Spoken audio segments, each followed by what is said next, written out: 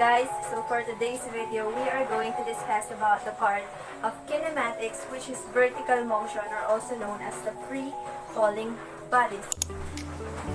So first things first, kailangan muna nating maintindihan kung ano nga ba ang free fall motion or free falling bodies. So free fall is a motion of a body where the only force that acts upon it is only the gravity. Para mas maintindihan natin lalo, magbibigay tayo ng isang situation. So, for example, may isang man na nasa rooftop ng building. And may hawak siyang bola. So, if that man only dropped the ball and hindi niya ito tinapon, hindi niya ito binato, the ball is just being dropped freely on the ground, then that called as free fall body or free fall motion. And that ball will be pulled on the earth due to the gravity. So, yung acceleration ng ball is due to gravity, which is 9.81 meters per second squared.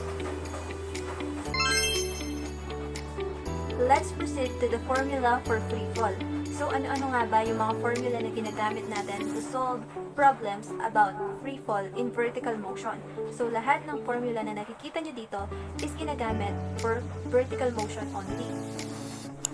One more thing, yung mga formula na to ay halos kaparehas lamang sa ginagamit ng mga formula pag magsusolve ng horizontal motion. So, ano nga lang ba yung pagkakaiba ng mga formula sa vertical motion at horizontal motion? First is yung letter Y. So, bakit yan naging Y? Kung sa horizontal motion is X ang ginagamit natin, dito sa vertical motion, Y ang gagamitin natin. Or dahil nasa Y-axis tayo, kaya lahat ng X is napalitan ng Y. Ano pa? Yung gravity. Sa horizontal motion, yan ay letter A or acceleration. Pero dito sa vertical motion, yan ay napilitan ng gravity dahil yung motion natin or yung motion ng object natin, yung motion ng body natin is solely and mainly nangyayari due to gravity. And yung gravity na yan is may value ng negative 9.81 meter per second squared. At ang gravity na yan, hindi nagbabago ang value niyan. Yan ay palaging negative 9.81 meter per second squared dahil yan ay constant value. So, let's proceed to the other concept of free fall na kailangan nating malaman. So, ano nga ba yon? Okay, for example, meron na naman tayong isang man na nasa rooftop ng isang building and may hawak siyang bola. So, if that man and that ball is being dropped freely on the ground, okay, so binitawan niya lang yung ball, wala siyang ginawa, kundi bitawan lang yung ball, ang magiging value ng ating initial velocity is equals to 0. Dahil at rest yung ball, binitawan niya lang yung ball. Pero, if that ball is being thrown downward, okay, binato niya pababa, ang magiging value ng ating velocity is negative. Okay? Binato niya pababa, negative yun. Pero, pag binato niya yun upward, or binato niya yung bola pataas, ang magiging value ng ating velocity is positive.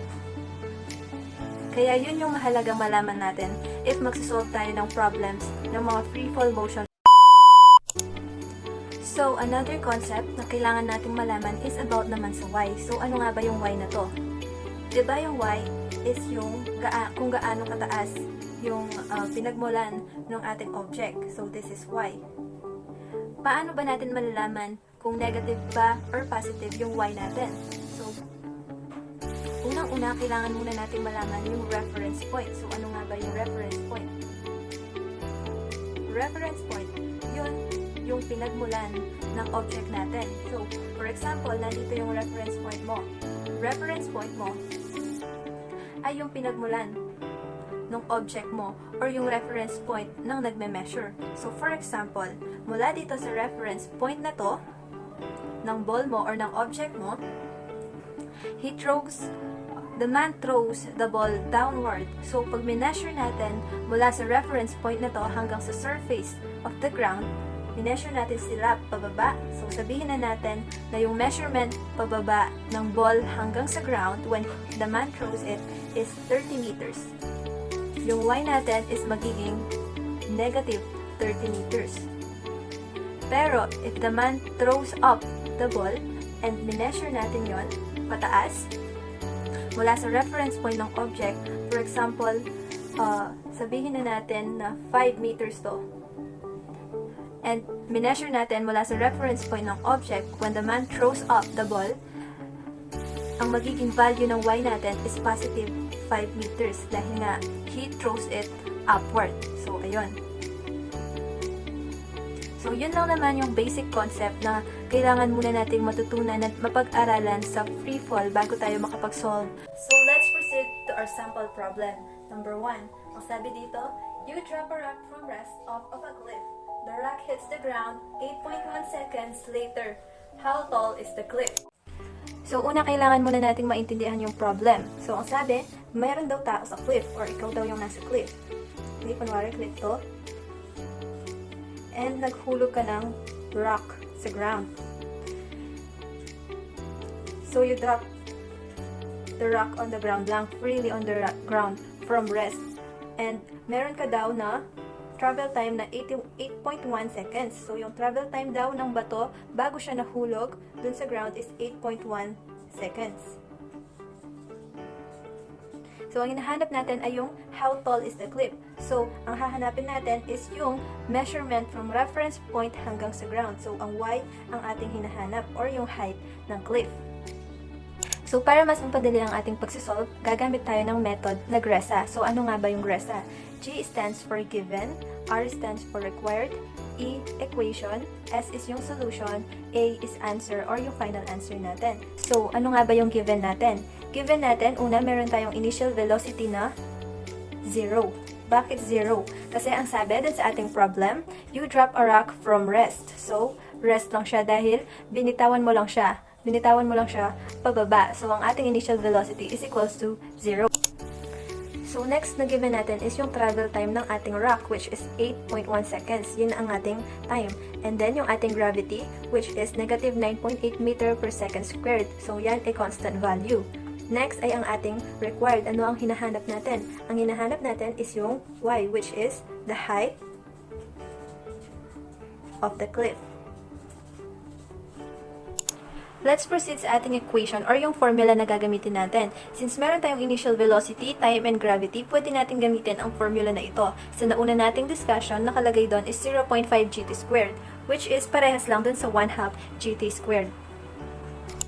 So, sa ating solution, direct substitution na lang tayo dahil kumpleto naman yung ating mga given. So, 0 multiply to 8.1 seconds na ating time plus 1/2 multiply sa ating gravity na negative 9.8 meter per second squared multiply to our time again 8.1 seconds squared.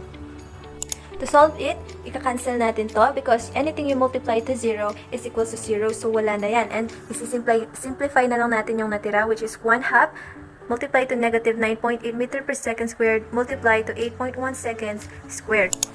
And if we put that on our calculator, ang makukuha nating sagot ay 321.489.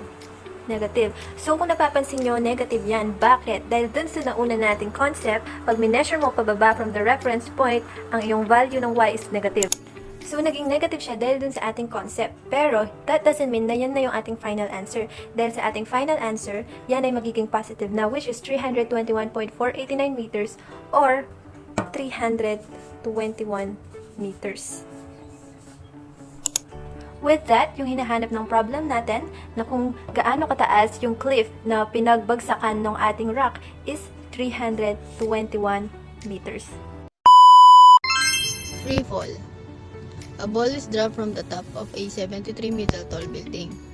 How fast will the velocity be when it hits the ground? Initial velocity of 0 meter per second. Acceleration is equals to negative 9.81 meter per second squared. Distance is equals to 73 meter and time is not applicable. The required is the final velocity. Since walang time na nabanggit dun sa problem, yung gagamitin natin formula is the second one.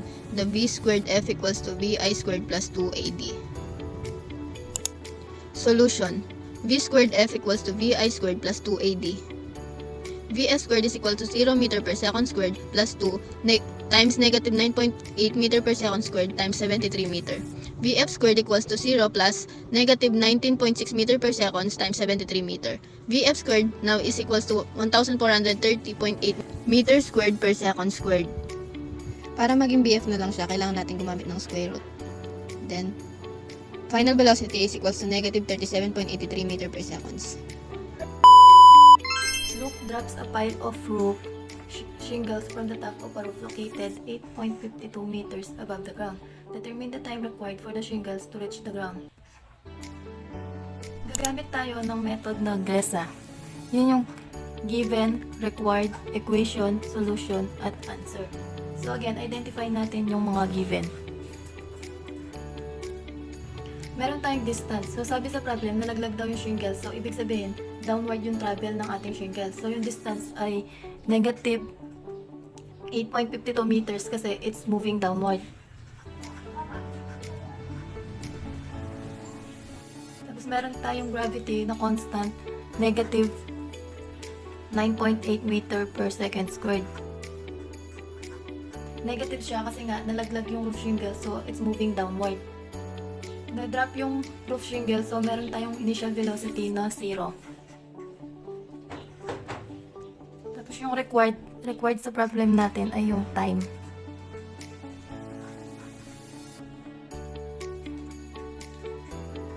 In this case, yung gagamitin na equation natin is yung d equals vit plus 1/2 gt squared.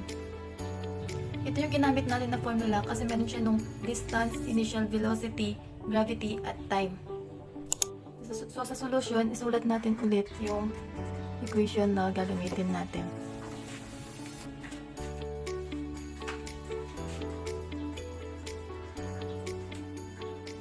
So in this case, pwede nating alisin itong vit kasi yung initial velocity natin is 0. Yung lahat na i-multiply mo sa 0, the answer is 0. Kaya pwede na natin siyang alisin.